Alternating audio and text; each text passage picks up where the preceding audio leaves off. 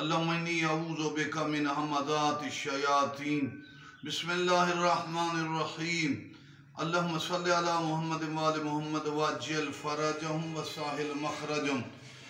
عزیزان، گفتگو ہو رہی ہے کہ مذہب اہل بیت عزاداری سید الشہداء اور مولا علی علیہ السلام کی ولایت کے تذکرے کے بغیر قتل نہیں ہے۔ ہمارے ساتھ آج بدترین اور بہت بڑا ظلم یہ قتل و غارت کی طرح کا ظلم ہے کہ نصاب میں پاک ذوات قدسیہ کا تذکرہ، کربلا، اہل بیت کا ذکر، کلمہ پڑھ کے بھی جنہوں نے اسلام والوں کا ذکر نصاب میں ختم کیا گیا، بچوں کو کربلا نہیں پڑھ کوشش کر رہے ہیں کہ اگلی نسلیں کربلا نہ پڑھے۔ اگر کربلا نہیں ہے ذکر تو کم شاعر مشرق کے اس قول کو سمجھو، اسلام کے دامن میں بس دو ہی تو چیزیں ہیں، ایک ضرب ید اللہ، ایک سجدہ شبیری۔ تو تم نصاب میں اگر پاک ذوات قدسیہ اور اہل بیت کا تذکرہ کم کرو گے تو اس کا مطلب یہ کہ تم اسلام کی روح کو ختم کرنا چاہتے ہو، اسلام کے چہرے کو۔ اسلام کا چہرہ، اسلام کا نظر کہاں آتا ہے؟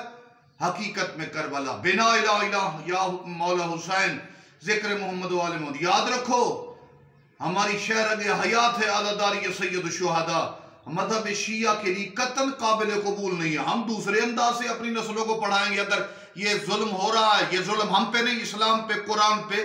اہل بیت اور مولا علی اللہ کا حکم ہے، تو یہ اسلام کے علاوہ خدا کے حکم کو، خدا کا حکم غدیر میں تھا۔ مولا حسین نے کربلا میں دین کو بچایا، بڑھایا، اپنے خون سے اسلام اتنا بڑا احسان کیا مسلمانوں کو پر کہ اسلام کا قیامت تک میرے مولا حسین نے بیمہ کر دیا۔ تو میرے عزیزوں، میں آخر میں یہی بات کہنا چاہتا ہوں، یاد رکھو یہ منافقانہ انداز ہے۔ اسلام، علی، مولا اور حسین اور ان کی اولاد کے علاوہ کوئی تصور اسلام نہیں۔ لوگ کلمہ پڑھ کے مسلمان ہوتے ہیں۔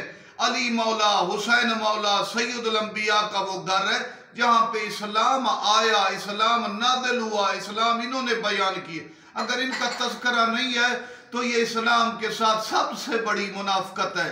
ہم مر تو سکتے ہیں، ختم تو ہو سکتے ہیں، نہ عزاداری مظلوم کربلا کے بغیر رہ سکتے ہیں اور نہ ہی ولایت علی ابن ابی طالب کے بغیر۔ یہ ہماری بنیادی عقائد ہے۔ ہم فخر کرتے ہیں، شکر کرتے ہیں کہ ہم حسینی بھی ہیں اور حیدر کرار کو ماننے والے ہیں۔ والسلام علیکم ورحمۃ اللہ وبرکاتہ۔